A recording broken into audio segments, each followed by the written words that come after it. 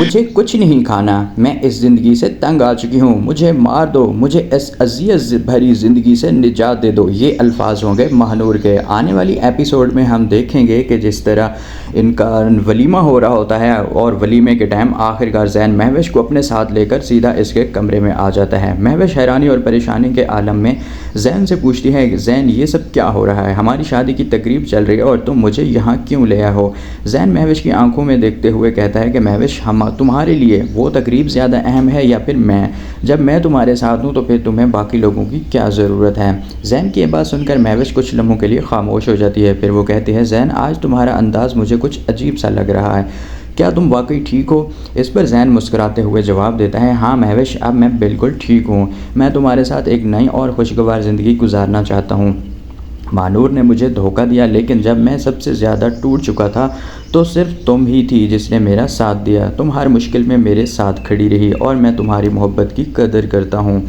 ज़ैन की ये बातें सुनकर महविश की खुशी की कोई इंतहा नहीं रहती। उसे यकीन हो जाता है कि आखिरकार ज़ैन महानूर को भुला चुका है और अब इसकी ज़िंदगी में सिर्फ महविश ही बाकी रह गई है।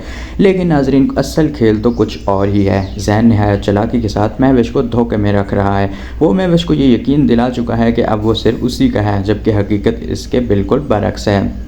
दूसरी तरफ महानूर की दोस्त तानिया असमंद और मारिया के घर पहुंचती है। वो निहायत परेशानी के आलम में कहती है बराए करम ज़ैन भाई को समझाएं, महानूर ने इसको धोखा नहीं दिया, बल्कि वो यकीनन किसी बड़ी मुसीबत में फंस चुकी है, क्योंकि वो ज़ैन भाई से शादी करने पर बहुत ज़्यादा खुश थी। पहले भी महविश ने महानूर को अगवा करवाया था और मुझे पूरा यकीन है कि इस बार भी उसकी ही साजिश है।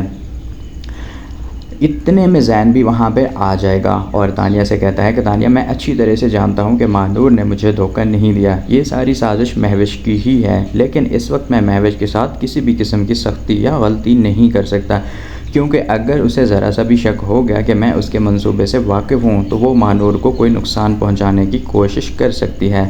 अब सवाल ये पैदा होता है कि क्या ज़ैन अपनी ये ख़तरनाक चाल कामयाबी से मुकम्मल कर पाएगा, क्या वो वक्त पर ही महानूर को बचा लेगा या फिर महविश एक बार फिर अपनी साजिश में कामयाब हो जाएगी। आने वाली किस्त में ये बड़े राज फाश होने वाले हैं।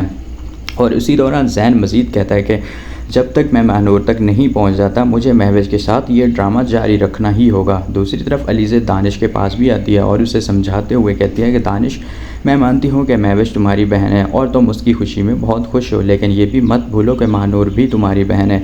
चाहे तुम उसे बहन मानो या ना मानो, हकीकत यही है कि तुम दोनों का रिश्ता बहन भाई का ही है। इसी रिश्ते की खातिर तुम्हें महानूर को तलाश करना चाहिए, कहीं ऐसा ना हो कि वो किसी बड़ी मुसीबत में फंस गई हो। अलीज़े की ये बातें सुनकर दानिश भी गहरी सोच में डूब जाता है। उसे अचानक याद आता है कि इससे पहले भी महानूर को महविश ने ही अगवा करवाया था, तो कहीं इस बार भी पूरी साजिश के पीछे महविश ही तो नहीं। उधर दूसरी जानब हम देखेंगे कि सेठ अकरम महानूर के पास आता है और उसे कहता है कि महानूर तुमने काफ़ी देर से कुछ नहीं खाया, तुम भूखी हो, चलो हम खाना खा लेते हैं। लेकिन महानूर वहाँ पे साफ इनकार कर देती है। इस पर सेठ अकरम ज़बरदस्ती उसे घसीटता है और डराता धमकाता हुआ खाने की मेज़ पर ले जाता है। तब महानूर रोते हुए कहती है कि मुझे कुछ नहीं खाना, मैं इस ज़िंदगी से तंग आ चुकी हूँ, मुझे मार दो, मुझे इस अजियत भरी ज़िंदगी से निजात दे दो। महानूर की ये बातें सुनकर सेठ अकरम जवाब देता है मैं तुम्हें इतनी आसानी से तो नहीं मरने दूंगा, तुम रोती क्यों हो, मैं तुमसे शादी करूँगा। बेशक ज़ैन ने तुम्हें छोड़ दिया और उसने महविश से शादी कर ली, लेकिन मैं हमेशा तुम्हारा साथ दूँगा और हमेशा तुम्हारे साथ ही रहूँगा।